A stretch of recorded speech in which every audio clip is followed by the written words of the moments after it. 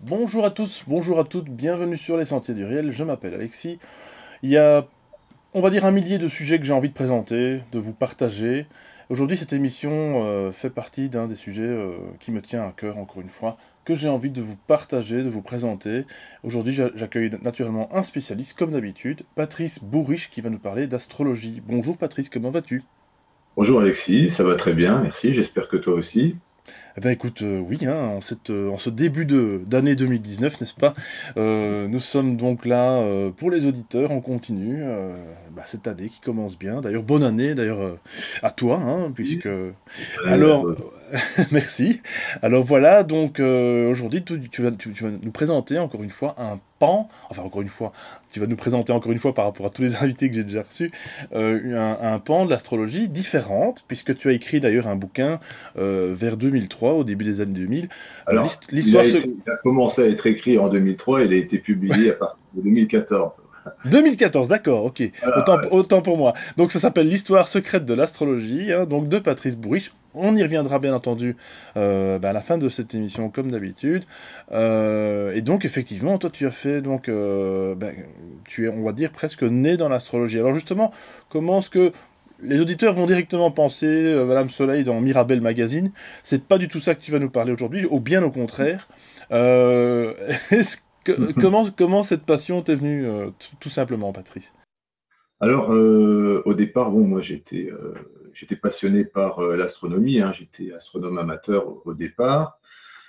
Et lorsque j'étais étudiant, je m'étais mis à m'intéresser à tout ce qui touchait aux questions relatives à l'ésotérisme, à l'occultisme et tous ces sujets. Et j'ai voulu vérifier la véracité de certaines mancies.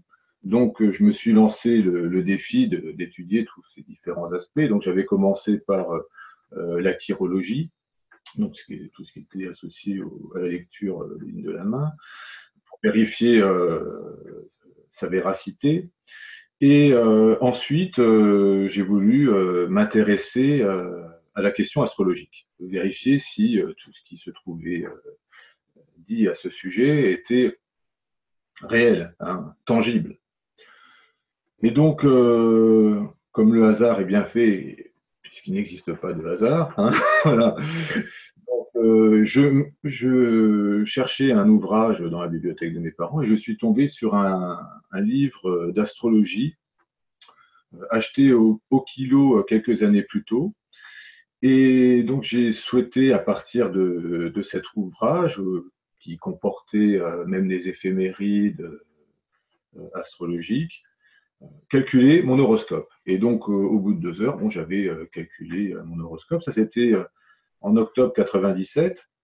Et donc dès le départ, bon, j'ai trouvé ça, bon, pourquoi pas, assez intéressant. Mais je me posais des questions par rapport au ciel du mois qui se trouvait présenté dans les revues scientifiques de type Science et Avenir ou Science et Vie. On observait effectivement dans ces ouvrages un décalage entre les positions indiquées dans les éphémérides astrologiques et ce qui se trouvait indiqué dans les journaux, dans Science et Avenir. Donc voilà, je me demandais quelle était l'origine de ce décalage, qui disait vrai, qui disait faux. Parce que dans les horoscopes astrologiques, à cette époque, il était indiqué que Jupiter se trouvait euh, en poisson, dans, dans les éphémérides astrologiques, et dans l'ouvrage astronomique, enfin, dans la carte du ciel mensuelle de Science et Avenir, il était indiqué que Jupiter se trouvait en Verseau. Alors, qui croire? Qui croire?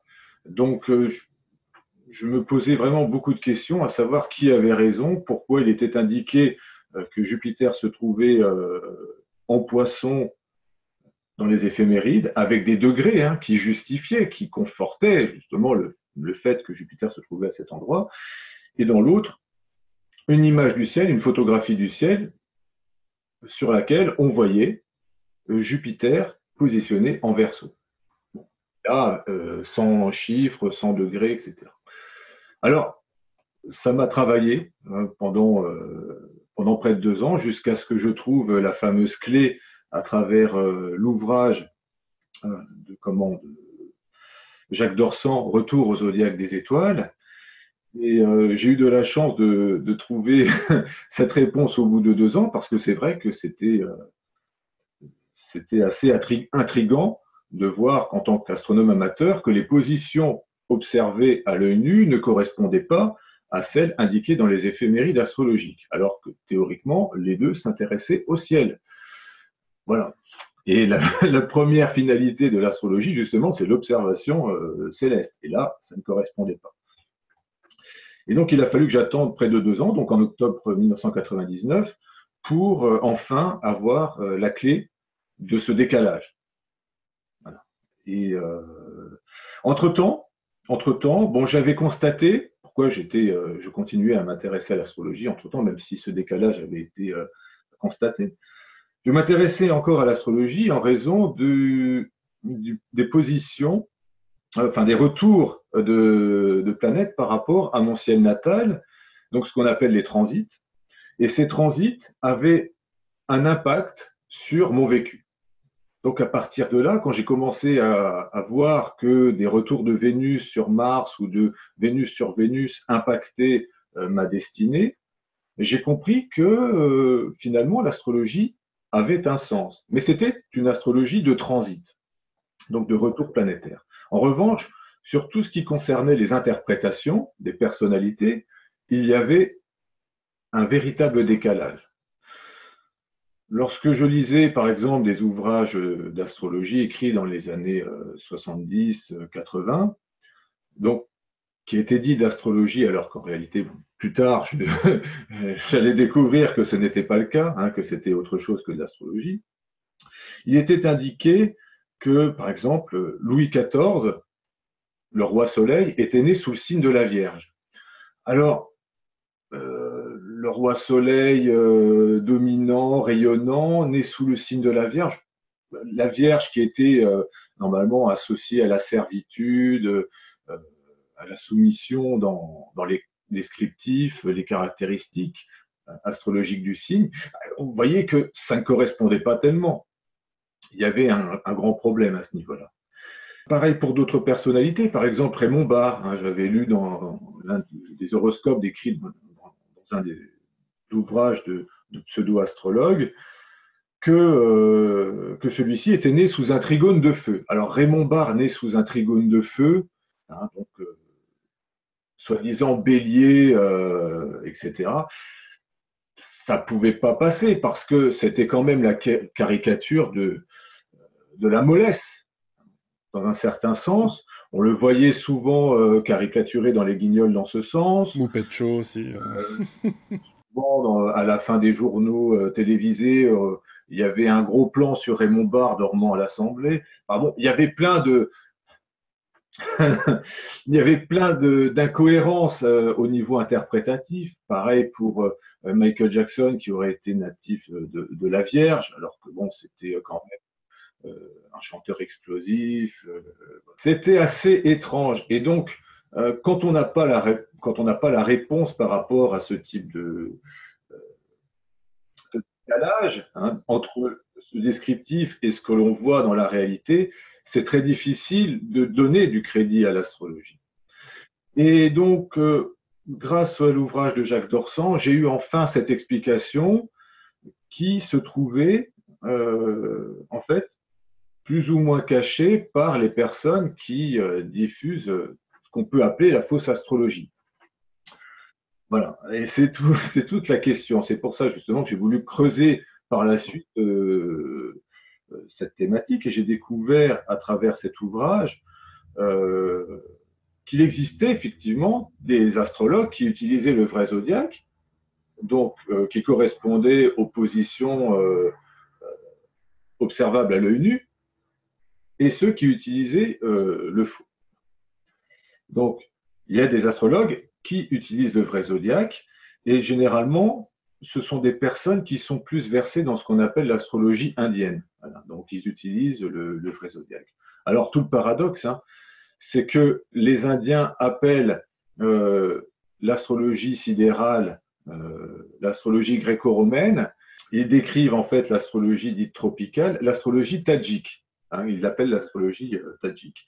Et cette astrologie tadjik est directement associée à l'astrologie musulmane. Et donc l'astrologie tropicale saisonnière est une astrologie donc qui s'est développée surtout dans le monde musulman.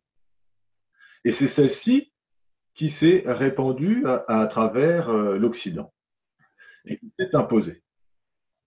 Voilà. Donc, à l'époque d'une faiblesse, on va dire, culturelle et scientifique du monde chrétien, à la tête de l'Empire byzantin, et ce qui a permis à l'époque du calife Al-Mamoun de répandre ce faux zodiaque à travers le monde dit judéo-chrétien sans problème. Alors que les Indiens, eux, eh bien, ça restait encore une poche de résistance sidérale qui gardait l'usage du vrai zodiaque. Donc c'est ce qui s'est produit, donc c'est ce que j'ai pu découvrir à travers mes recherches et c'est ce que j'explique dans mes ouvrages où et qu'une personne me demande pourquoi justement les dates sont décalées par rapport à la réalité céleste. Alors quand tu parles de décalage, bien entendu, pour les auditeurs qui, on va dire, découvrent l'astrologie, parce que c'est très complexe, je crois que les auditeurs le comprennent, ici on a vraiment un spécialiste, hein, c'est pour ça que, voilà, c'est un sujet aussi, donc tu m'as d'ailleurs aidé, d'ailleurs pour les questions, on va pas non plus faire les hypocrites, parce que c'est quand même relativement complexe, mais c'est très très très très intéressant, parce que ça va nous permettre aussi de comprendre un petit peu dans le monde dans lequel on vit aussi également. Et comme tu l'as très très bien dit d'ailleurs, on va aussi apprendre que l'astrologie influe quand même pas mal sur nos vies, sur en tout cas notre ligne de vie, on va dire ça comme ça. Alors ce décalage, donc en gros, on a bien compris, le dieu soleil, le roi soleil, déjà le soleil, je me faisais d'ailleurs une petite idée comme ça, le soleil est représentatif du lion. C'est un symbole du lion. Alors est-ce que ça voudrait dire que à ce moment-là le roi était plutôt lion que vierge, on va dire? Le roi Soleil, effectivement, n'est pas né sous le signe de la Vierge, mais il est né sous les étoiles du Lion. Et donc, on voit justement cette réalité s'exprimer dans la destinée du natif, en tout cas par rapport à son rayonnement. Donc, ce décalage que l'on voit dans les horoscopes est valable pour tous les signes. Alors ça, c'est important de le savoir, hein, ce n'est pas propre au signe du lion, mais ce décalage est de l'ordre de 25 degrés entre le point vernal, donc l'équinoxe de printemps, et le point de départ du zodiaque réel, sidéral, associé aux étoiles. Donc étymologiquement, le mot astrologie se trouve associé aux étoiles et non aux saisons. Or, depuis le IXe siècle, les astrologues persans, afin d'associer leur calendrier au zodiaque, ont décalé le point de départ du zodiaque au niveau du printemps. Ce qui fait que le bélier étant le premier signe et qui se trouve associé au bélier de feu, au Nowruz, au nouvel an persan, se trouve décalé à l'équinoxe de printemps de manière totalement fictive. C'est-à-dire que ce bélier ne correspond même plus aux étoiles du même nom. Et donc cette modification de paradigme n'est contemporaine que du IXe siècle, parce qu'auparavant, tous les astrologues se basaient sur les étoiles des constellations, donc des signes découpés par rapport aux étoiles des constellations, même si évidemment ça débordait, il y avait toujours des nuances, pour établir leurs horoscopes. Et à partir de l'époque du calife Al-Mamoun, il y a une secte qui a imposé son paradigme, donc une secte originaire du Khorasan, qui a justement imposé à la cour, mais aussi à la cour de Bagdad, mais aussi par son influence importante et culturelle, le monde occidental, un zodiaque totalement fictif. Et c'est pour cela que les horoscopes occidentaux font débuter le zodiaque à partir du point vernal, donc du 20 à 21 mars, en le faisant débuter par le bélier, alors qu'il ne correspond plus du tout à la moindre réalité céleste. Il n'y a pas de... Enfin, jusqu'au...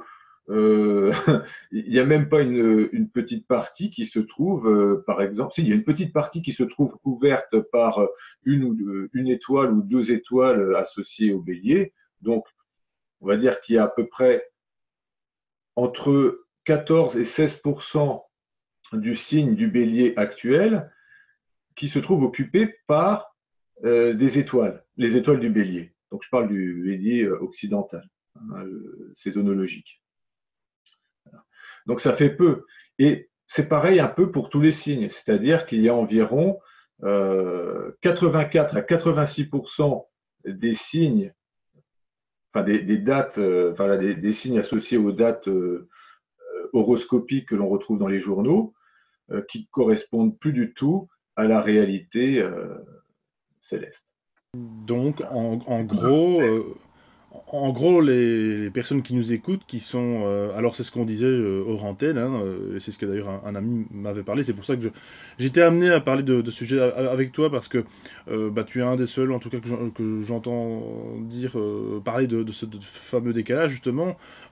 Décalage ô combien important, en plus 25 degrés, c'est pas rien, hein, puisque Non, si on fait des... c'est pratiquement un signe, puisqu'un signe fait 30 degrés. Voilà, ok. Voilà, donc c'est important de savoir que euh, les personnes qui sont nées voilà, dans les signes, il y a 86% de chances hein, qui ne correspondent pas aux signes qu'ils imaginent. En tout cas, qu'on leur impose. Donc, d'après Et toi, les natifs, justement, ne sont pas là où on le pense.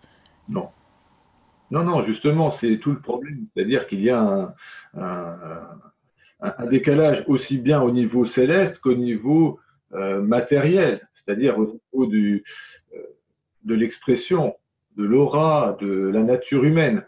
Au niveau des personnalités, les exemples sont multiples, hein, puisque ce décalage est valable pour tous les signes. Et l'un des exemples les plus intéressants, c'est le décalage entre les natifs du faux bélier et qui sont de vrais poissons et ceux qui sont du vrai bélier et du faux taureau. Donc là, on voit justement les écarts entre le descriptif et la réalité. Donc par exemple, chez les personnes qui seraient nées sous le signe du bélier, on retrouve par exemple Raymond Barre, on retrouve Helmut Kohl, on retrouve Kofi Annan, on retrouve Gerhard Schröder.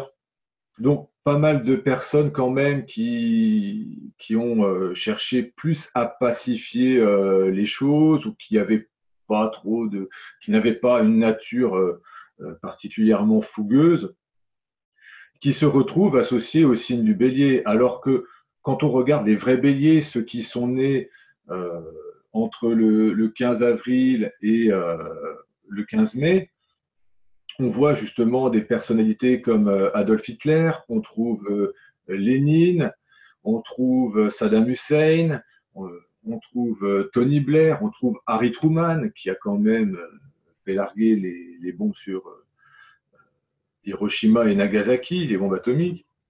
Donc, on retrouve Orson Welles, Che Guevara. On trouve quand même des personnalités qui étaient très impliquées politiquement. C'était quand même assez fougueux. Karl Marx, la lutte des classes, hein, le rouge, etc. Voilà, donc quand on regarde ces personnes qui correspondent plus justement à la guerre, au conflit, et qu'on les affuble du signe du taureau, on voit qu'il y a un problème parce que le taureau en astrologie est associé à Vénus et à l'amour. Donc tout ce qui est domaine artistique. Alors moi, enfin, quand je vois des saisonnologues qui, lorsque je leur dis que Hitler était natif du Bélier, et qu'il me répond non, non, il était taureau, hein, vous oubliez que c'était un artiste. Et je dis bah, vous voyez un peu son travail d'artiste, vous trouvez que c'est un artiste ce qu'il a fait, hein, avec les millions de morts qu'il a au compteur, hein, les déportations, les exterminations, c'était un artiste. Vous voyez, donc il y a quand même un problème lorsque vous voyez des saisonnologues parler de la sorte. Et ils s'auto-persuadent, voilà, ils ont besoin justement de dire que, comment, pour justement confirmer qu'ils ont raison, que Hitler était taureau, donc ils vont trouver des choses qui n'ont absolument rien à voir, parce que bon, peut-être qu'il peignait des tableaux, qu'il faisait des dessins, mais bon, ça c'est le propre de chaque signe. On trouve des artistes dans tous les signes, mais Absolument, absolument. des dictateurs de ce type, on n'en trouve pas dans tous les signes.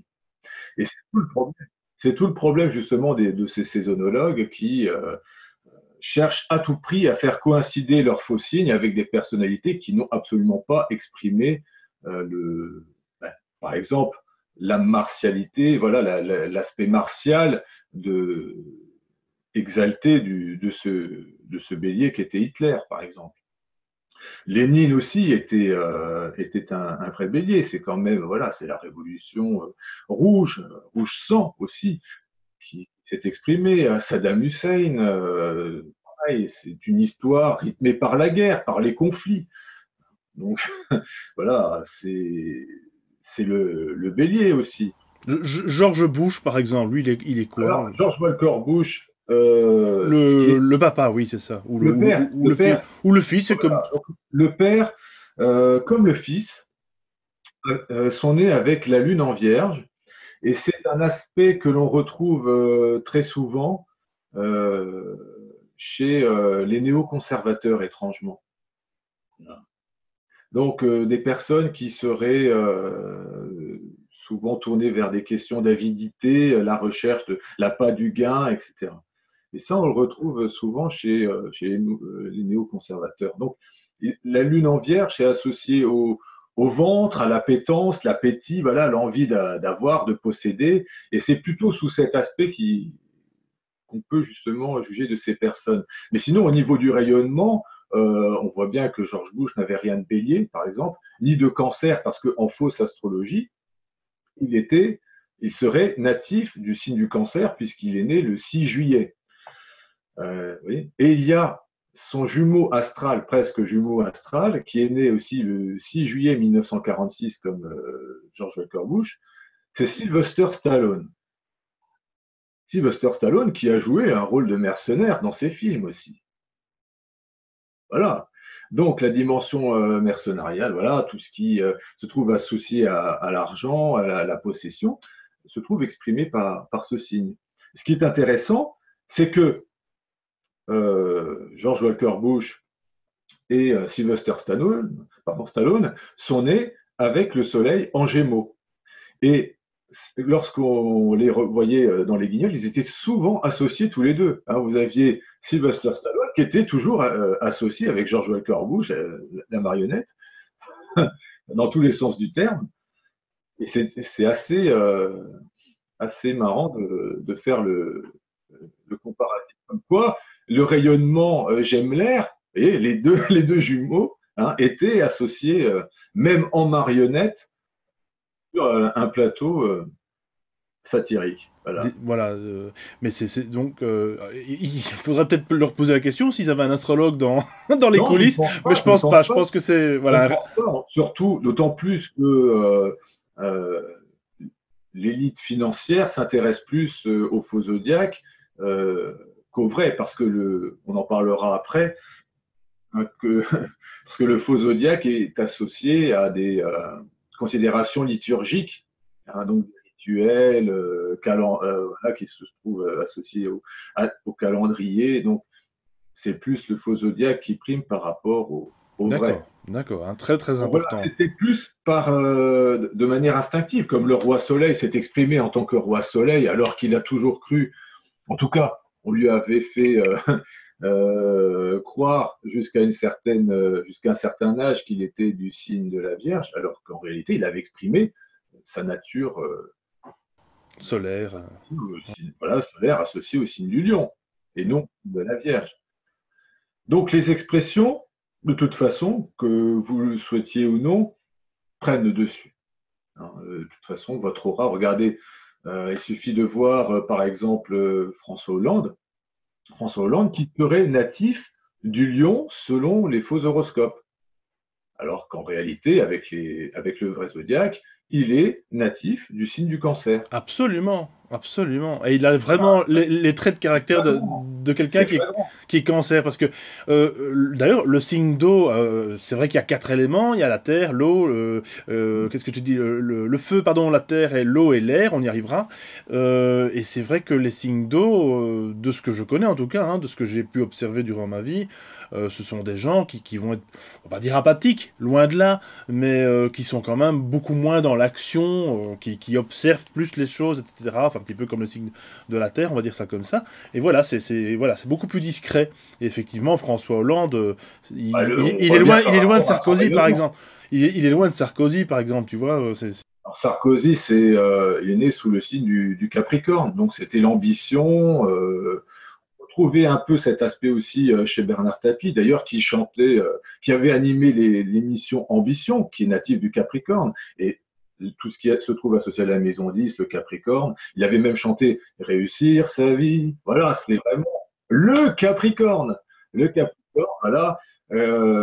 Parce que la maison 10, ce signe-là, c'est la carrière, c'est tout ce qui se trouve concentré sur cette question, sur cette problématique de réussite. C'est vrai, tout à fait, Et absolument. on retrouve ces personnalités. Et Alors voilà. justement, je parlais des éléments, il y en a quatre, ça on est bien d'accord. Et si je ne m'abuse, si j'ai bien compté comme ça là par cœur, il y a sept animaux dans l'astrologie. Corrige-moi, hein, vraiment si je me trompe. Et il y aurait cinq autres signes non animaliers. Alors pourquoi est-ce que d'après toi ou d'après tes études, tes recherches, les signes astrologiques sont finalement liés au monde animalier, quoi? Alors, effectivement, ce qui est intéressant, c'est de voir que euh, le cercle zodiacal, hein, comme son nom l'indique, zodiaque, hein, donc le cercle, pour simplifier, le cercle des animaux, c'est intéressant de voir qu'on retrouve euh, les, les premiers signes associés justement aux animaux depuis la préhistoire. Donc c'est une histoire très très ancienne au final. Donc quand on regarde de plus près, les premiers zodiaques, en tout cas les premiers symboles célestes associés au ciel, ont toujours été corrélés au monde animalier.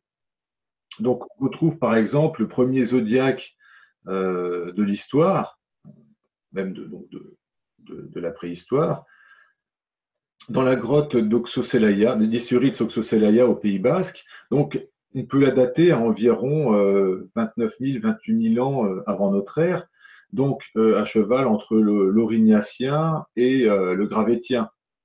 Donc, c'est très, très ancien et on retrouve dans cette grotte un bloc de pierre sur lequel ont été gravés différents animaux qui correspondent à une photographie du ciel à un instant T. Et on a retrouvé au pied de ce bloc de pierre les ossements des animaux correspondants à ceux dessinés sur ce bloc.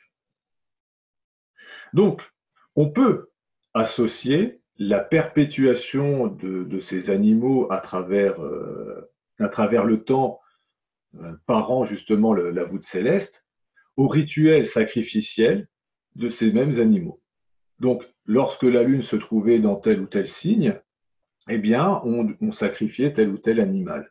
Donc, il y a eu perpétuation de ces symboliques animalières. Et c'est pour cela qu'aujourd'hui, eh bien, nous sommes les héritiers, au final, d'un ciel préhistorique. Évidemment, il y a eu entre-temps des aménagements, des différents aspects qui se sont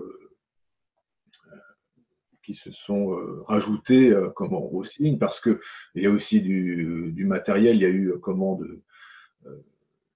une faucille, il y a eu plein de, de matériel fabriqué de la main de l'homme qui ont été aussi ajoutés, une massue, enfin, il y a plein de choses aussi qui ont été rajoutées au fil du temps et qui ont disparu aussi entre-temps. Il y a eu beaucoup d'évolutions, mais on peut constater effectivement que les animaux ont résisté. Voilà. Donc cela, on a rajouté des humains, on a rajouté les Gémeaux, on a rajouté une femme, la Vierge, dans le zodiaque. On a rajouté aussi des constellations extra-zodiacales. Euh, Alors voilà. justement, il y a quelque chose moi qui me tient, enfin on va dire à cœur, si je puis dire ça comme ça, c'est parce qu'on n'en parle justement jamais. Toi tu es très au courant, c'est le fameux serpentaire. Alors oui, il y a un 13e signe. Mon Dieu, c'est très complexe. Là, je crois que ça pourrait vraiment faire le sujet d'une émission entière. Mais voilà, c'est pas le but aujourd'hui. Mais c'est pas il faut quand même nommer justement ce 13e signe qui est quand même très important. Et un seul astrologue en France en parlait. Je ne sais plus son nom, je le mettrai peut-être en lien. Et voilà, et donc depuis lors, on n'en parle plus, c'est quelque chose qu'on a mis de côté. Or, il s'avère quand même que c'est fort important, encore une fois. Puisque l'astrologie est quand même assez mathématique, si j'ai bien compris, assez mécanique encore que, dans son étude, c'est quand même très précis. Tu nous as dit qu'un signe c'était plus ou moins 30 degrés.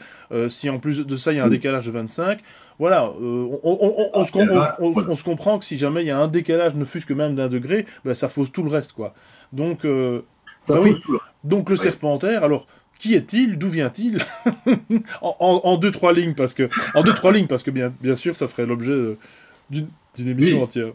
Alors, alors déjà, pour revenir aux origines du Serpentaire, c'est une constellation qui existe depuis l'Antiquité. Voilà. Sauf que la division zodiacale a été réalisée en 12 par rapport aux lunaisons moyennes annuelles. Donc, d'une part, hein, 12 lunaisons, ça va jusqu'à 13 en fonction justement du cycle. Hein.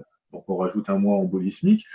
Mais aussi, ce qu'il faut savoir, c'est que cette division en 12 signes a aussi été motivée par le grand dieu Marduk. Donc la division en 12 provient de Babylonie et le grand dieu Marduk, c'était Jupiter. Et c'était lui qui aurait divisé, balisé le ciel en 12 secteurs. Pourquoi en 12? Tout simplement parce que Jupiter met 12 ans pour accomplir son cycle autour du Soleil, donc parcourir le zodiaque. Tout simplement. Et c'est pour ça que cette division en 12 est devenue primordiale, etc., donc dans différentes cultures. Mais ça a été la motivation première des Babyloniens et des Assyriens et ensuite des Chaldéens pour diviser ce zodiaque en 12 signes. Ce qui fait que les premiers horoscopes à nous être parvenus, donc qui datent du 5e siècle avant notre ère, donc de l'an entre la décennie 420-410 avant notre ère, eh bien, présentaient un découpage en 12 signes. Et les premiers horoscopes découverts étaient réalisés sur des petites tablettes d'argile produites à Nippur. Voilà, donc ils proviennent de Nippur, au sud de la Babylonie. Et non pas d'Égypte comme apparemment. Voilà, ça ne vient pas d'Égypte, hein, évidemment. Euh, et c'est à partir de là que les horoscopes à 12 signes donc, ont commencé à se diffuser. Mais à l'intérieur de ces 12 signes, il y a effectivement des étoiles, puisqu'on s'intéressait aux étoiles. Hein.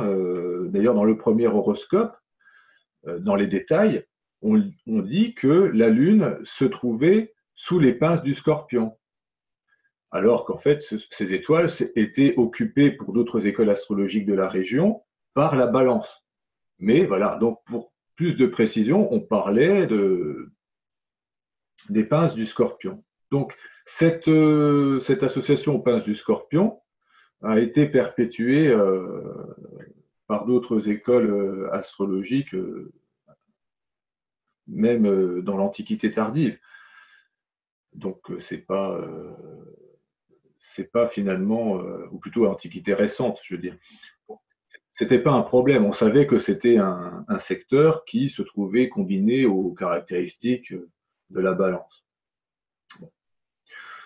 Ce qui est certain, c'est qu'au niveau du serpentaire, le serpentaire, il n'y a que le talon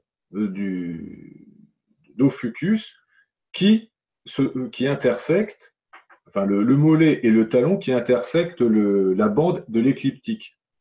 Donc la bande de l'écliptique euh, sur laquelle se trouvent les étoiles des constellations zodiacales. Donc c'est un espace de 8 degrés 30 par rapport à la ligne de l'écliptique au nord et 8 degrés 30 au sud. Donc c'est une bande large de 17 degrés qui justement voit les constellations se trouver positionnées et qui aussi se trouvent parcourues par les planètes du système solaire. Donc c'est ce qu'on appelle justement la bande zodiacale. Et depuis les années 30, à la fin des années 20, début des années 30, Eugène Delporte, qui est un astronome, a voulu réformer le zodiaque astronomique en délimitant les constellations et il considérait que le Serpentaire faisait partie lui aussi de la bande zodiacale, donc il a déterminé le Serpentaire comme faisant partie du zodiaque.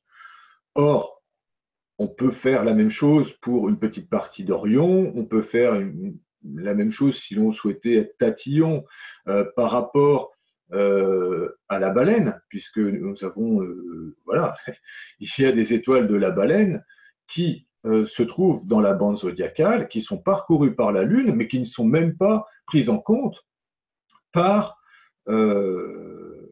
cette division.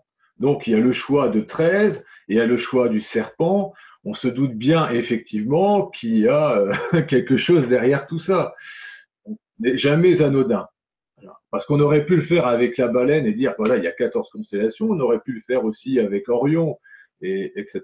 Parce que vous avez des étoiles qui sont traversées par le parcours de la Lune. Parce que la Lune peut être 5 degrés sous l'écliptique aussi. Voilà. Et donc, si la Lune parcourt, là, on parle du parcours du Soleil uniquement.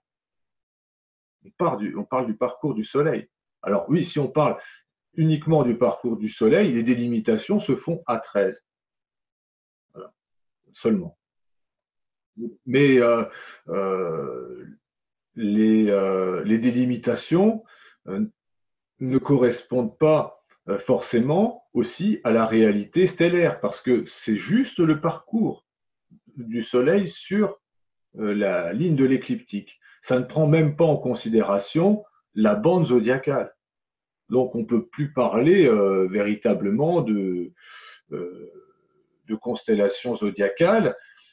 On parle seulement de parcours solaire, de délimitation du parcours solaire. Ça ne peut pas être transposé à une notion astrologique quelconque. Parce que la Lune parfois passe à côté d'Antares au niveau longitudinal. On voit bien justement des positions axiales qui ne trompent pas, alors que si l'on se réfère au zodiaque à 13 signes, eh bien, ça se trouverait en Serpentaire, alors que non, on voit bien la Lune qui se trouve proche de l'étoile du cœur du Scorpion.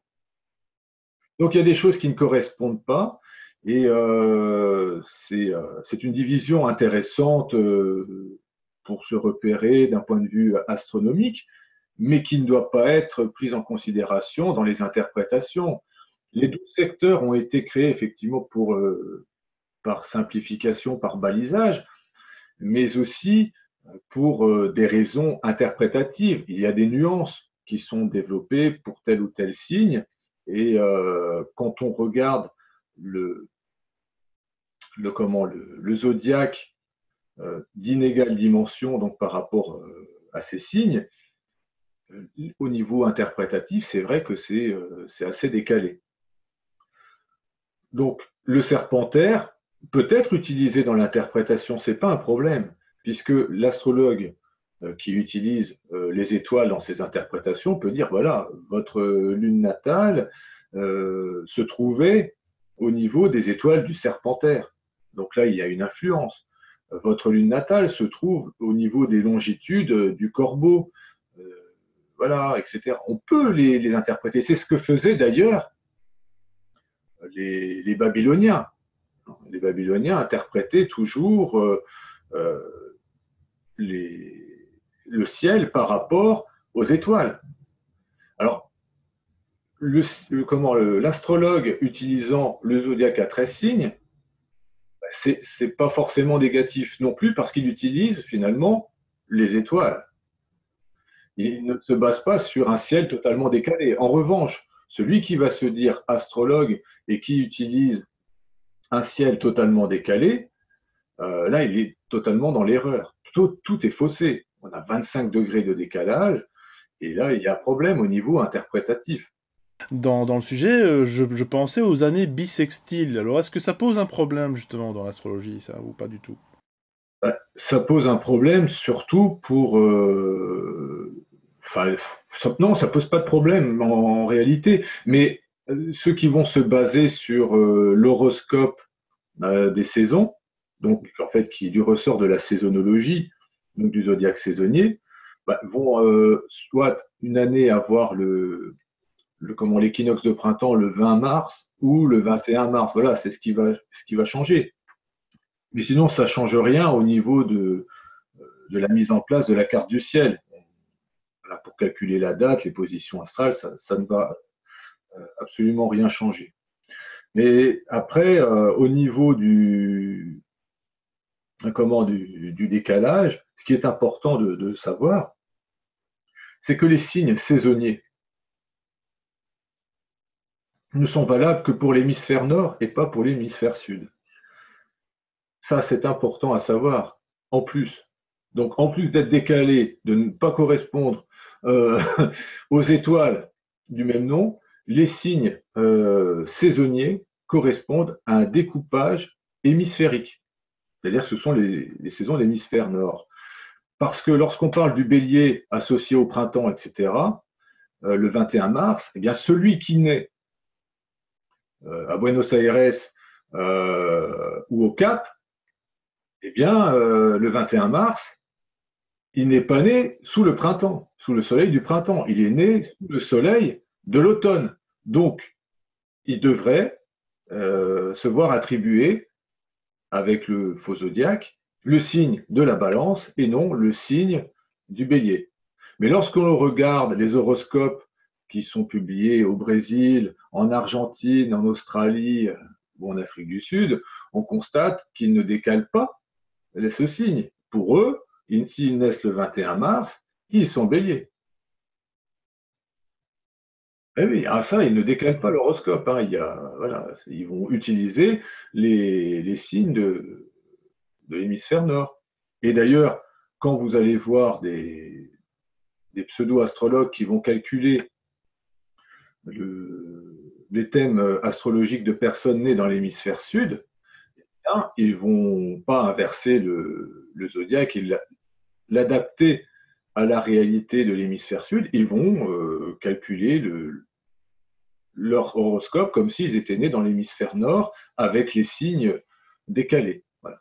Donc, si je comprends bien, dans l'hémisphère sud, si ils ne se basaient pas sur justement l'astrologie de l'hémisphère nord, si je comprends bien tout, hein, ils sont eux dans le juste quelque part, à la base. S'ils ne faussaient justement pas leurs études sur l'astrologie, on va dire du nord, si ils utilisaient, je ne sais pas si tu comprends un peu ma question. Je veux dire, eux, ils sont dans le bon. Il n'y aurait pas de décalage quelque part à la base. Je ne sais pas si dans l'hémisphère sud. Non, oui, dans l'hémisphère. Alors dans l'hémisphère sud, non, ils sont. Alors avec le faux zodiaque, ils sont totalement dans le faux. Oui, complètement dans le faux, ça on est bien d'accord. Mais si jamais ils connaissaient justement, s'ils avaient cette connaissance, Ah oui, en euh, mettant le signe du bélier, pardon, de la balance, par exemple le 21 mars, puisqu'ils entrent dans l'équinoxe d'automne, bah, non, puisque de toute façon, ils ne sont même pas balance. Le fond stellaire, derrière, ça reste les poissons, que ce soit dans l'hémisphère nord ou dans l'hémisphère sud. Que l'on soit né le 21 mars, voilà, dans l'hémisphère nord ou dans l'hémisphère sud, la constellation qui se trouve derrière, c'est celle des poissons, et pas celle du bélier ou de la balance. Voilà. Et c'est pour ça, c'est vraiment incohérent. Les influx stellaires, pour ces natifs, sont justement de nature poisson et non bélier, ou ça n'a rien à voir avec les saisons. Absolument. donc on est bien d'accord que si tu t'installais, on va dire, dans le sud, eh bien, tes études ne changeraient absolument rien, elles Non, non, seraient tout à fait... absolument pas. Absolument On pas. est bien d'accord, voilà. Le zodiaque sidéral est universel, alors que le zodiaque tropical euh, saisonnier diffusé par les pseudo-astrologues qui sont en réalité des saisonnologues, puisqu'ils prédisent par rapport aux saisons et non par rapport aux étoiles, eh bien, là, il y a problème. Alors bon, c'est vrai que là, il y a bah, déjà mon Dieu, 1 heure de passé, ça va tellement vite, hein. On entend directement que Patrice n'est pas que un spécialiste et aussi un passionné. C'est pour ça que je l'accueille sur les sentiers du réel. Alors, il y a une question que tu m'avais mis au point, naturellement, qui est un point très très important. On parle souvent de cette fameuse ère du Verseau. Oui. Alors moi, alors c'est une double question, hein. Pourquoi est-ce qu'on on va justement expliquer pourquoi est-ce qu'on parle de l'ère du Verseau. Là, on serait, paraît-il, dans l'ère du Poisson, hein, depuis Jésus-Christ, on va dire ça comme ça. Bon, globalement, puisque soi-disant né un 25, comment en décembre, ce qui est complètement faux, Mmh. visiblement. Et alors surtout, on parle d'astrologie lorsqu'on démarre avec le Bélier. Bah, généralement, voilà, toute l'astrologie, on va nous la présenter de manière très linéaire. Elle va commencer par le Bélier, en continuant avec le taureau, le gémeaux, etc. Et ici, le verso, alors si on fait vraiment l'analogie directement, le poisson, on passerait du poisson au verso. Pourquoi est-ce que déjà on recule? Et pourquoi est-ce qu'on n'irait pas du poisson justement au Alors, bélier? oui, alors c'est le phénomène de précession des équinoxes. Voilà. Alors, au départ, euh, les astronomes, lorsqu'ils ont découvert la précession des équinoxes, puis les astrologues du 4e, du 3e et du 4e siècle, ont parlé d'un concept de trépidation des équinoxes, c'est-à-dire qu'ils pensaient que c'était un phénomène de basculement, qu'ils observaient bien le décalage entre, au niveau des étoiles, du lever du soleil au moment de l'équinoxe du printemps, et ils pensaient que ça se stabiliserait à un moment donné. Mais non, ça se décale toujours en arrière, voilà, d'un degré environ tous les 72 ans. Et ce qui fait que ce décalage du point vernal, donc quand on parle d'air, on parle de point vernal, d'équinoxe de printemps. Voilà. Dans quel signe se produit l'équinoxe de printemps? Voilà. Et là, l'équinoxe de printemps, actuellement, comme je te le disais juste avant, l'équinoxe de printemps se produit dans la constellation des poissons. C'est pour cela qu'on parle d'ère des poissons.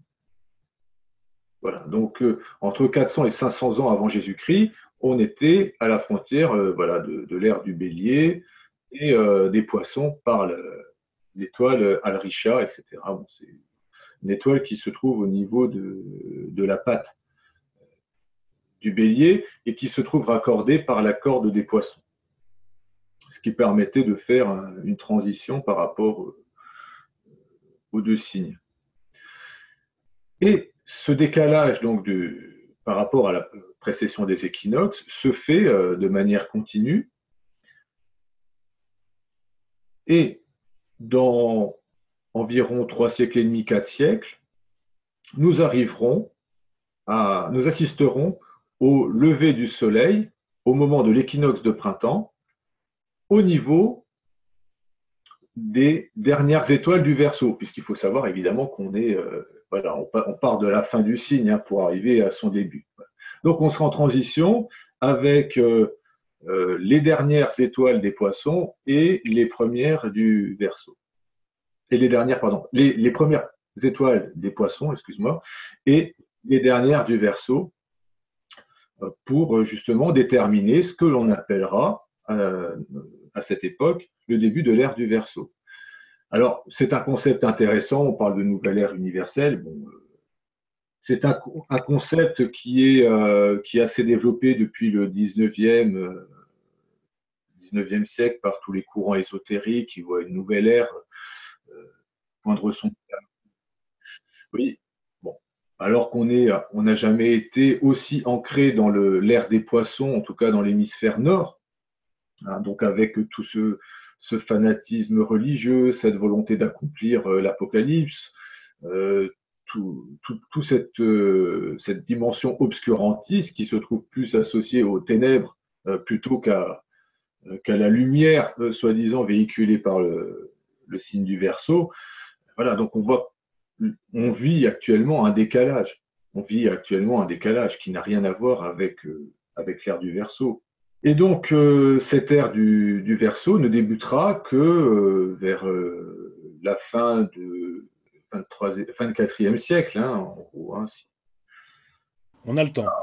voilà, début du 25e siècle. Et, comme je disais, cette ère ne se trouvera associée qu'à l'hémisphère nord. Parce que, voilà, dans l'hémisphère sud, l'équinoxe de printemps se fera dans la constellation du Lion. Donc, quand on parle d'ère du Verseau, c'est un concept de platiste. Parce que ceux qui se trouvent dans l'hémisphère sud ne verront pas le soleil se lever à l'équinoxe de printemps dans la constellation du Verseau. Et donc, tout ce mensonge qui se trouve véhiculé par toutes les sectes occultes et compagnie,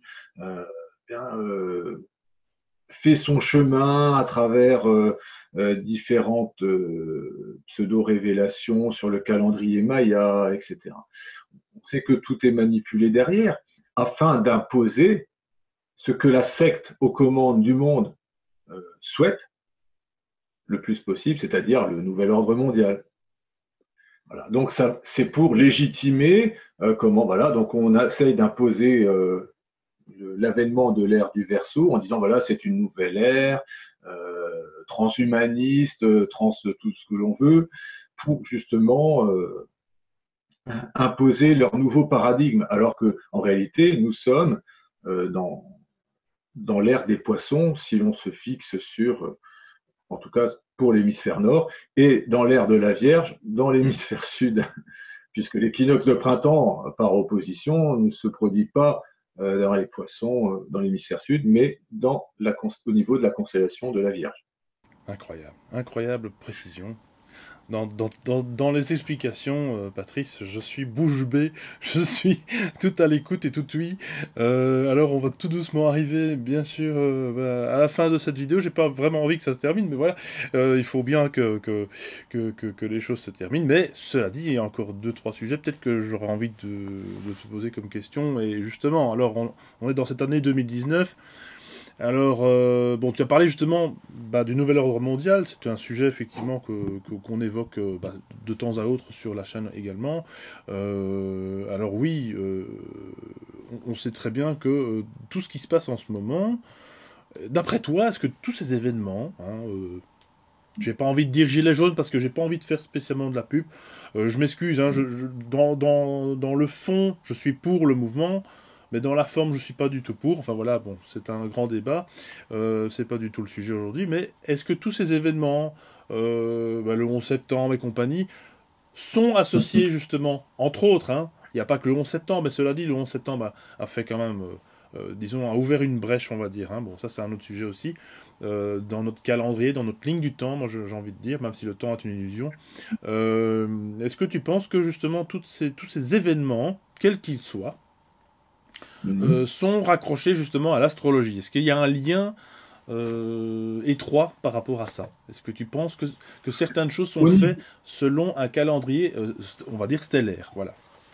Alors, Alors, on va dire qu'il y a une impulsion stellaire, il y a une impulsion stellaire à l'avènement de tous ces événements, bien évidemment.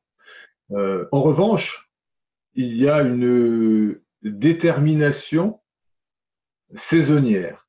C'est-à-dire que des personnes qui organisent ce genre de choses le font par rapport au calendrier saisonnier. Mais en arrière-fond, l'impulsion est purement stellaire, évidemment. Donc, quand on regarde la plupart des événements, en tout cas, par exemple, quand des personnes annoncent leur candidature ou euh, annoncent leur départ de tel ou tel endroit, ou annoncent par exemple une nouvelle loi pour, entre guillemets, sacrifier le peuple, on constate très souvent que cela se passe lorsque la Lune se trouve très proche du Soleil, hein, donc ça peut être ce qu'on appelle une nouvelle Lune liturgique. Donc ça peut être un premier croissant, un dernier croissant, mais pour les ritualistes, comme on peut les appeler comme ça, euh, sont associés très clairement au cycle de la Lune et regardent, déterminent comment leur décision, leur timing par rapport au cycle lunaire. Et aussi à l'entrée des planètes dans certains faux signes astrologiques. Donc ils ont un calendrier spécifique, mais il faut savoir aussi que dans l'arrière-fond stellaire, on peut voir tout ça aussi. On peut l'anticiper exactement. Donc, là, par rapport aux révoltes, etc., alors justement, ça fait plaisir aux saisonnologues qui nous annoncent depuis la fin du 19e, début du 20e, que la nouvelle ère commence parce que les révolutions se sont multipliées depuis 1789. Il y en a même qui s'amusent à faire débuter l'ère du Verseau, début de l'ère du Verseau à 1789, c'est pour dire. Voilà. Bon. Et donc, la volonté justement de faire des renversements, des révolutions, des catastrophes de toutes sortes, euh, des choses immondes, rituelles, eh bien, se trouve directement associée à cette volonté de, d'accomplir les prophéties les plus apocalyptiques. Et justement, cette tendance à ritualiser tous les événements, à vouloir les précipiter de la sorte, il y a aussi un objectif religieux derrière, un objectif messianiste. Et cet objectif messianiste, évidemment, a tendance à s'accomplir peu à peu, puisque les gens qui veulent l'accomplir ont les moyens de le faire. Et ils sont bien aidés par les planètes. Ils sont bien nés, entre guillemets, pour justement avoir ce pouvoir. J'avais, il y a quelques années, publié le thème, par exemple, de Goldman Sachs, mais il y avait, enfin, comment, de, comment, du fondateur de Goldman Sachs, pardon. Et on regarde son thème, c'est impressionnant. Il a un thème de, enfin, que certains astrologues auraient pu dire de roi ou de prophète, etc. Donc c'est un thème très très puissant. Et on a tendance à voir chez ces personnes une reproduction de schémas astro très puissants qui leur permettent d'être au sommet de la pyramide. C'est incroyable, mais bon, après, pourquoi ces gens-là sont au pouvoir? Parce qu'ils ont des thèmes astro qui sont très très puissants, qui les protègent Alors aussi. justement, Patrice, justement, une question me vient comme ça. Est-ce que tu penses qu'il y a des gens, justement, qui se basent sur leur thème astro pour définir leur vie, ou est-ce que, enfin, leur chemin de vie, on va dire ça comme ça, oui, leur destinée, ou c'est plutôt le contraire? Est-ce que c'est plutôt, finalement, les choses se font très naturellement, entre guillemets, on se comprend, naturellement, je veux dire, on vient au monde et on est finalement poussé à choisir une destinée qui, elle, comment est-ce que je veux dire, n'est pas de notre choix, justement? Est-ce que les astres, bon, ça c'est une question que je me pose depuis des années, est-ce que les astres finalement ont une influence plus forte encore que notre volonté de choix? Quelque part, est-ce qu'on a un libre arbitre finalement dans cette vie par rapport à... Le libre arbitre, pour moi, n'existe pas. Il n'y a pas de libre arbitre. Personne n'a la prétention de pouvoir être plus fort que le cours d'un astre. Personne sur cette planète. Voilà, donc c'est une prétention de dire que le libre arbitre existe, que qu'on a tous le choix d'être riche ou pauvre. C'est absolument faux. D'être en mauvaise ou en bonne santé, c'est absolument faux. Donc, toutes ces choses basiques montrent que le libre arbitre n'existe pas. On peut pallier à certains problèmes, mais Tout est question de cycle. Tout est question de cycle, c'est-à-dire que les personnes vont naître avec un potentiel astral type. Et le cycle qu'elles peuvent vivre va leur permettre soit d'avancer, d'évoluer positivement, soit de vivre le contraire. Ou de rester dans la neutralité, voilà, de se contenter de, on va dire, d'un ventre mou dans la vie, voilà. Et c'est toute la problématique de ces énergies, de ces influx énergétiques qui nous viennent des astres, qui vont nous faire, qui vont nous permettre d'évoluer ou au contraire de régresser dans la vie. Alors c'est toute cette problématique qui se trouve associée au cycle des planètes. Donc pourquoi certaines, par exemple, impulsions, pourquoi on va vouloir justement se rebeller contre le pouvoir, vouloir justement changer les choses à un instant T, alors qu'il manque une énergie qui va permettre d'emmener un mouvement beaucoup plus large. Ben, tout simplement en raison du cycle solaire. Le cycle solaire va impulser justement les volontés de révolte quand il est puissant, le cycle solaire, la volonté de révolte, la puissance de cette révolte, son degré, alors que lorsque le cycle est faible, vous pouvez vous révolter, mais ça va être beaucoup plus poussif et les résultats seront beaucoup moindres par rapport beaucoup moins efficient, on va dire, que lorsque vous vous révoltez pendant une période solaire très active. Et là, actuellement, on vit une période d'activité solaire plutôt faible, parce que le nombre de tâches avoisine 10 ou 15 en ce moment, donc c'est très très faible.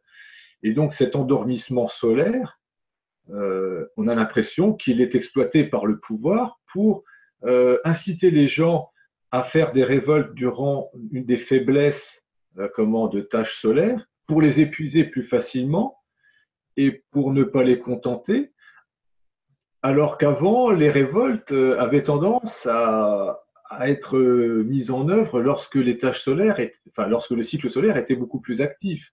Mais ça pouvait dégénérer, déborder et devenir dangereux. Et on a l'impression que c'est une forme de canalisation d'organiser les révoltes, en tout cas de les fomenter plus ou moins en sous-main, pendant des périodes de tâches solaires faibles. Et c'est ce qui se passe en ce moment, c'est ce qu'on a l'impression de vivre. Ce pourquoi les mouvements semblent un peu poussifs. On avait vu Podemos, c'était vraiment l'exemple de la lenteur, on parlait des indignés, vous voyez, c'était des mouvements assez mollassons. On a eu Nuit debout. Nuit debout, pareil, c'était la même chose, hein, c'est-à-dire une révolution un peu molle qui a voulu se mettre en place et qui finalement était vouée à l'échec. Et là, actuellement, nous avons ce mouvement des Gilets jaunes qui se fait durant le même cycle vécu par Nuit debout, donc c'est-à-dire une baisse significative des tâches solaires. Et c'est difficile pour les personnes engagées de pouvoir atteindre leurs objectifs. Et on a l'impression que depuis les années 90, les grandes révoltes, en tout cas les grandes décisions qui sont prises pour faire euh, sortir les gens dans la rue, pour les faire manifester, sont généralement prises lorsque les tâches solaires sont à leur minima. C'est ce qui s'était passé par exemple avec le plan Juppé à la fin à la fin de l'année 1995. C'est ce qui s'était passé avec la réforme des retraites en 2009. Donc, un affaiblissement de tâches solaires, un minima, euh, les gens vont se révolter, on va plus ou moins négocier, mais le pouvoir restera ce qu'il est. Et pendant les pics de tâches solaires, on oublie les manifestations parce qu'on s'est épuisé voilà. C'est une gestion, on a l'impression c'est une gestion des ressources humaines, voilà, une astrogestion des ressources humaines. Alors justement, bah, tu parles de tous ces événements. Alors nous sommes en 2019, n'est-ce pas? Euh, alors toi, est-ce que tu as déjà justement observé un petit peu les grands cycles de 2019 de cette année? Bon, je sais bien que c'est complexe. Tu ne t'appelles pas Madame Irma, on le sait très bien. Mais voilà. Mais par contre, il y a des cycles. Il y a des cycles. Euh, Comme tous les astrologues, même les saisonnologues de jadis, hein, je procède de la même manière, c'est-à-dire que je regarde ce qui s'est passé avant pour pouvoir m'exprimer sur ce qui peut se passer après. Voilà, donc je me base sur des éléments observés, différents cycles, évidemment pas à partir d'un seul exemple, parce que à partir d'un seul exemple, ça ne fait pas loi. En revanche, ce qui est certain, c'est que l'année prochaine, nous allons vivre un cycle de conjonction entre le nœud lunaire sud et Saturne. Et les conjonctions entre le nœud lunaire sud et Saturne ont toujours, statistiquement parlant, donné lieu à des situations qui pouvaient être conflictuelles à l'échelle internationale, mais aussi impacter les cours du pétrole. Dans toutes les situations observées jusqu'ici, après peut-être que la prochaine sera celle qui fera mentir toutes les observations précédentes. Hein. Voilà. Donc, mais par contre, si je me base sur les 8 ou 9 cycles précédents observés au niveau depuis 1973 sur les cycles Saturne-nœud lunaire, à chaque reprise, nous avons observé une augmentation significative du cours du baril du pétrole. Voilà. Donc, ça s'est reproduit à chaque cycle.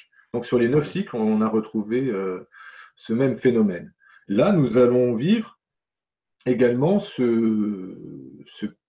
cette conjonction. Donc, à partir du printemps, cette influence va commencer à partir de la seconde partie du printemps jusqu'à la fin de l'année prochaine.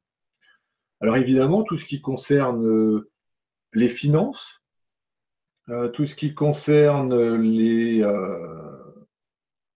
les produits alimentaires, voilà, tout peut être impacté par ce cycle qui est statistiquement négatif.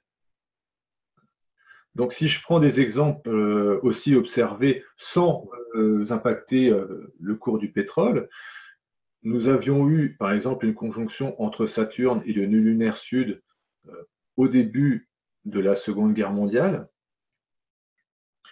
Le pic de mortalité durant la Première Guerre mondiale a été observé pendant une conjonction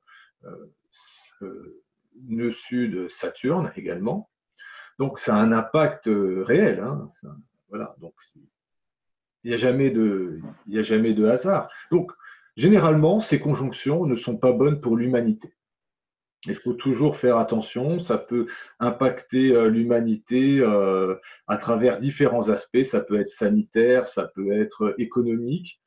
Voilà. Donc, il faut vraiment être vigilant durant ces périodes, parce qu'en plus de cela, on va dire que les personnes mal intentionnées peuvent être encore plus virulentes qu'à l'accoutumée. Sachant que les sectes qui nous gouvernent ne sont pas forcément du côté des peuples.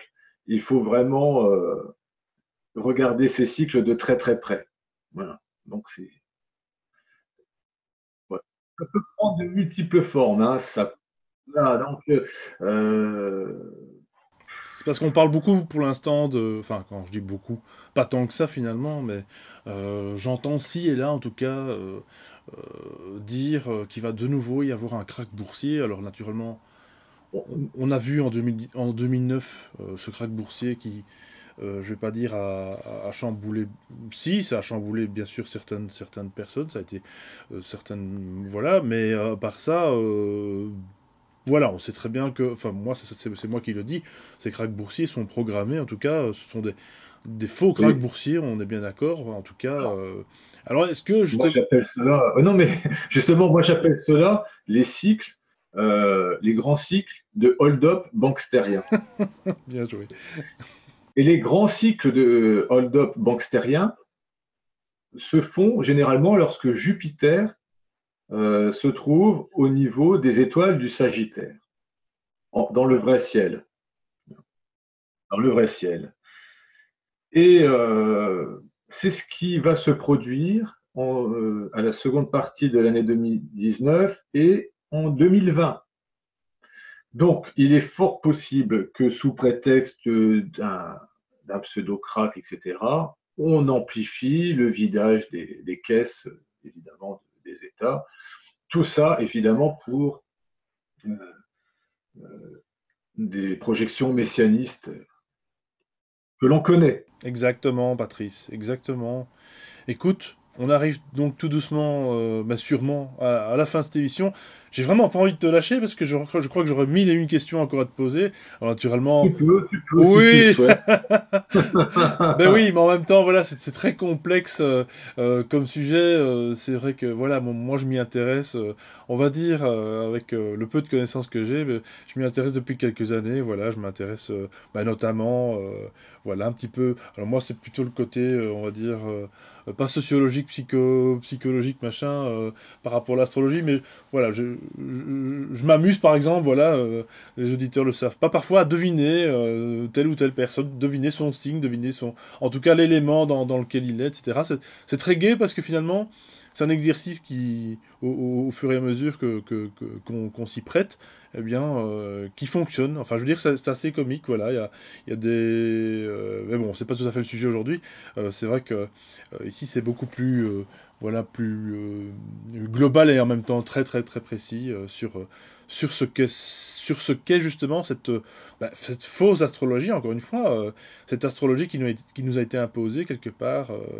Et ça, c'était justement lié, comme je l'explique souvent, à l'affaiblissement du culturel, intellectuel du monde judéo-chrétien, qui, par rapport à la domination euh, scientifique, entre guillemets, musulmane, a cédé et a laissé pénétrer sans problème ce faux zodiaque et l'a standardisé dans le monde occidental. Alors que les Indiens, eux, sont restés fidèles au vrai zodiaque. Et le paradoxe dans cette histoire, c'est que les Indiens nomment le zodiaque sidéral le zodiaque gréco-romain, alors que lorsqu'ils parlent de la saisonnologie et de l'astrologie tropicale, ils parlent d'astrologie tadjik. Tadjik associé évidemment aux Khorasaniens et donc aux Persans musulmans qui ont développé le fameux horoscope du Nowruz, hein, qui est utilisé à travers le monde judéo-chrétien, telle une conversion euh, que l'on retrouve d'ailleurs dans différentes cathédrales de France, hein, et d'Europe, à travers les horloges astronomiques qui sont des horloges astronomiques calculées par rapport à l'horoscope du Nowruz. Voilà, oui. Donc c'est une conversion, voilà, qui est faite de manière insidieuse à travers cet horoscope. Donc c'est ce qui est très drôle. Voilà, donc Est-ce que, alors, ces deux astrologies, finalement, est-ce qu'elles se valent ou est-ce que vraiment on doit en éliminer une complètement et en garder qu'une autre? Alors, il y en a une qui n'est pas une astrologie, c'est une saisonnologie. C'est l'astrologie dite tropicale, donc avec les signes avec l'horoscope, le zodiaque qui débuterait à partir du 20-21 mars. Ça, c'est totalement à proscrire. Ça ne vaut absolument rien. Ça ne correspond à rien. Voilà. Donc, on a cité différents exemples. Hein, donc, euh, au niveau des natifs, hein, on parlait des natifs du Faux-Lion. On peut rajouter dans la liste Francis Lalanne qui serait Lion. On peut rajouter surtout l'abbé Pierre.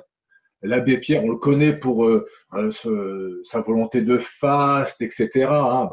Voilà, donc c'est pour les saisonnologues, il serait natif du Lion, alors qu'en réalité, il est natif du Cancer. Donc rien à voir avec ce faste du Lion. Voilà, recherché. Tout est totalement faussé.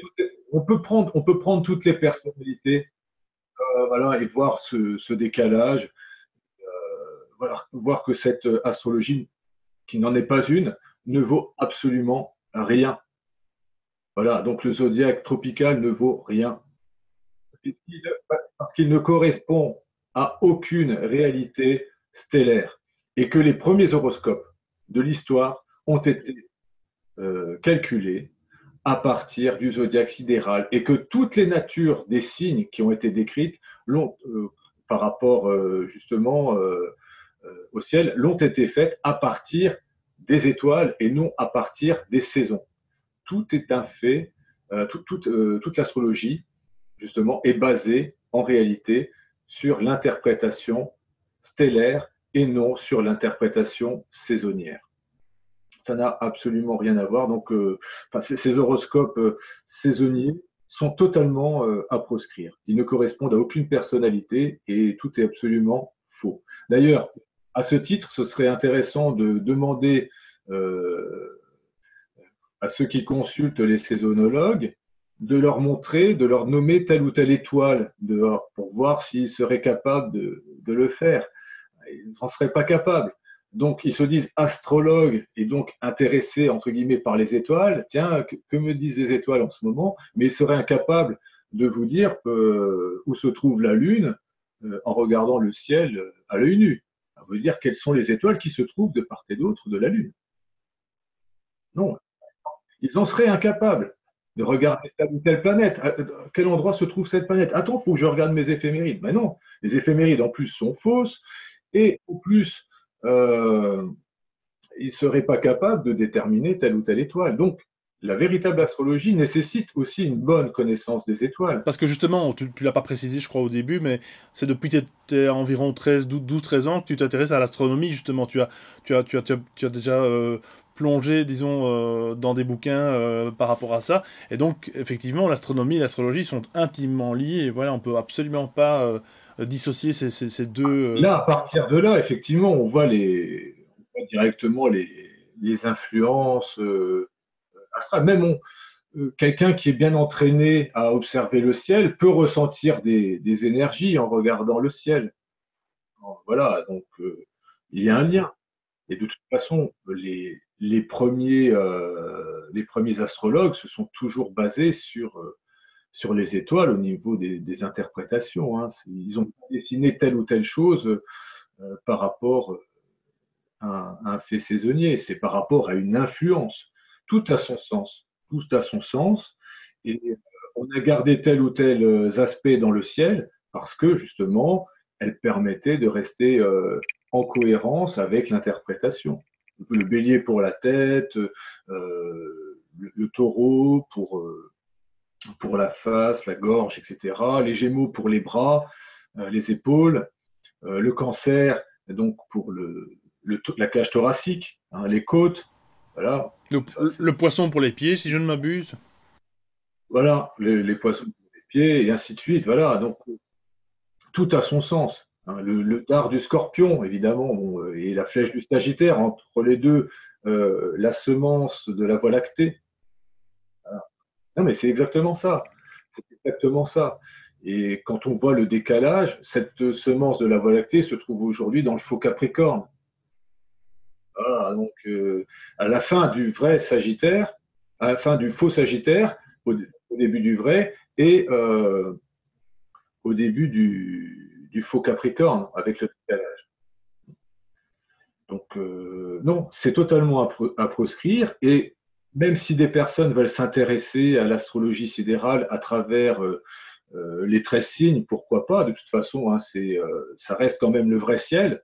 Mais de bien prendre en considération le fait que la division, les divisions en 12 ont un sens au niveau interprétatif, au niveau des influx. Parce que ce qui se trouve opposé, par exemple, a un impact euh, par rapport au signe miroir.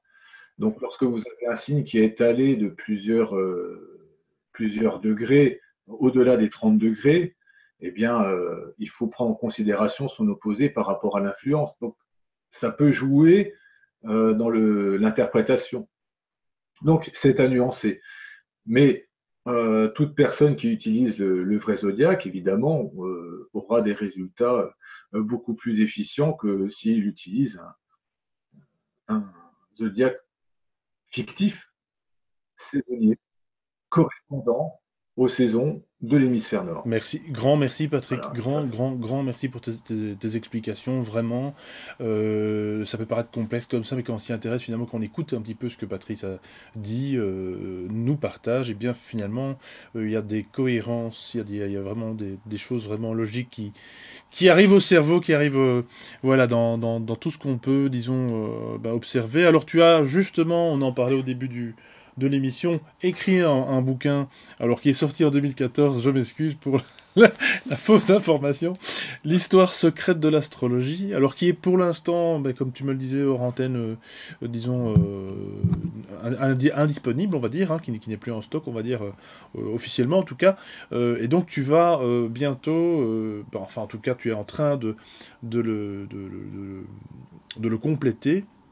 Donc tu es en train de faire une version augmentée, comme on dit en littérature. pourquoi pas. Donc, c'est une trilogie, hein, donc, qui a été publiée successivement. Donc, le tome 1 en 2014, le tome 2 en 2015 et le tome 3 en 2016.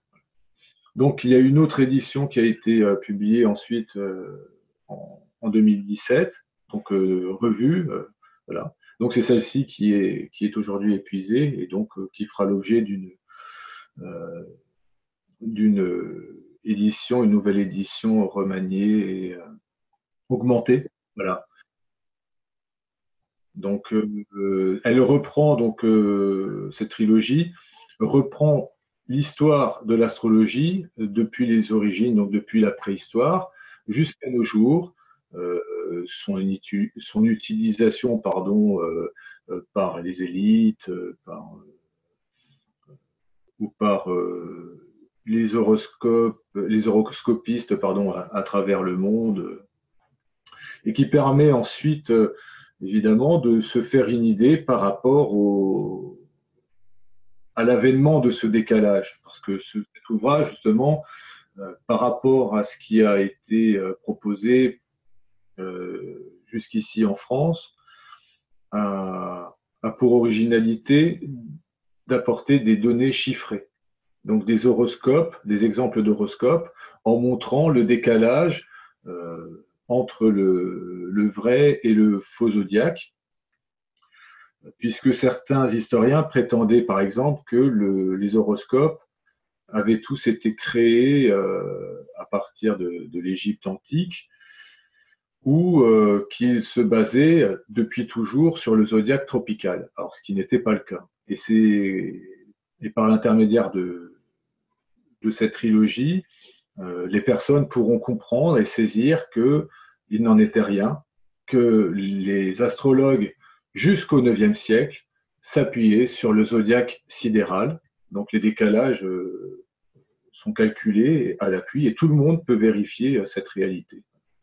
Donc il y a plein d'exemples de vieux horoscopes qui sont indiqués.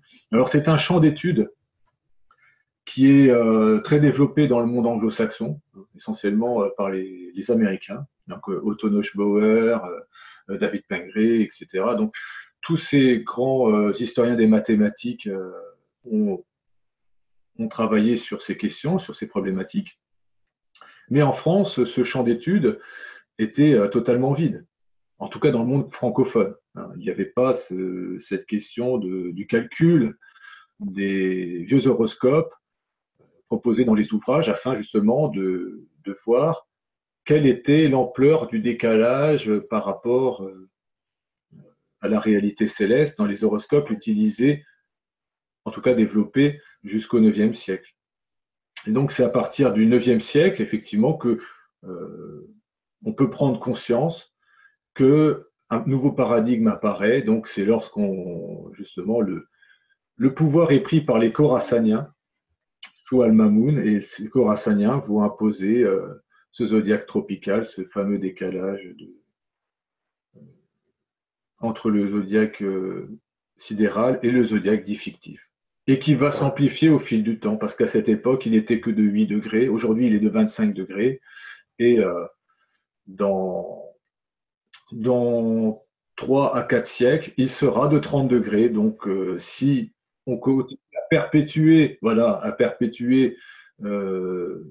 cet état de bélier débutant au 21 mars, eh bien, au 21 mars de l'an 2400, toutes les personnes qui naîtront sous ce signe ne seront absolument plus béliers. Il n'y aura plus un seul jour qui correspondra à un fond stellaire bélier. Donc c'est important de savoir tout ça.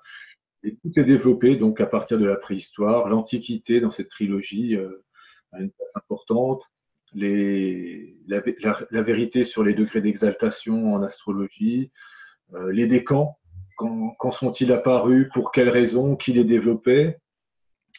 Et aussi, je démonte cette pseudo-origine égyptienne de l'astrologie qui peut se résumer simplement en une seule phrase. Il n'y a aucun horoscope de Pharaon jusqu'au Lagide qui ne nous est parvenu. Aucun, tout simplement. Donc, si l'astrologie était un fait développé, comme on le dit si bien en Égypte, pourquoi les premiers intéressés par l'astrologie, à savoir le pouvoir, n'avaient pas ses propres horoscopes?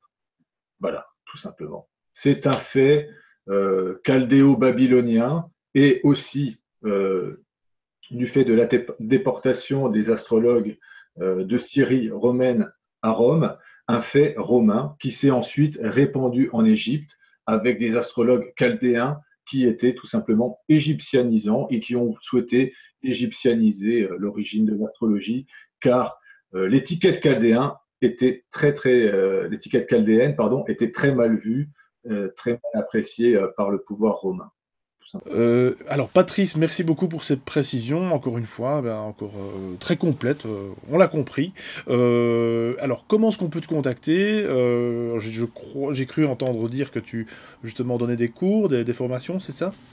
Oui, donc je donne des formations en astrologie et je propose également des consultations, donc afin de mieux se connaître en tout cas son vrai signe, son véritable horoscope, mais aussi connaître ses tendances astrales à venir, les compatibilités aussi affectives sont aussi très importantes, surtout lorsque on le sait avec le vrai ciel, ça change beaucoup de choses. Oui, c'est vrai. Oui, oui, oui, oui. Alors c'est vrai que ça, c'est un sujet qu'on aurait pu aussi aborder. L'amour, le couple, quelque chose qui est très important aussi. Bon, moi, je l'ai constaté hein, dans ma vie personnelle. Voilà, on va pas rentrer dans le 36-15 my life, comme on dit. Mais c'est vrai que, voilà, j'ai pu constater qu'avec certains signes, ça passait pas du tout. Alors, encore une fois, peut-être que je me gourais, puisque tout était décalé. Mais cela dit, voilà, avec moult observations, j'ai pu observer, effectivement, que c'était pas toujours ça. Et voilà. Et donc, alors c'est vrai que l'amour va parfois au-delà de l'astrologie. C'est ce qu'on dit, parce que c'est un petit peu comme dire, voilà, on peut pas manger telle ou telle chose parce que tout est empoisonné. On le sait très bien. Il y a dans l'alimentaire, il y a énormément de choses qui est pourri.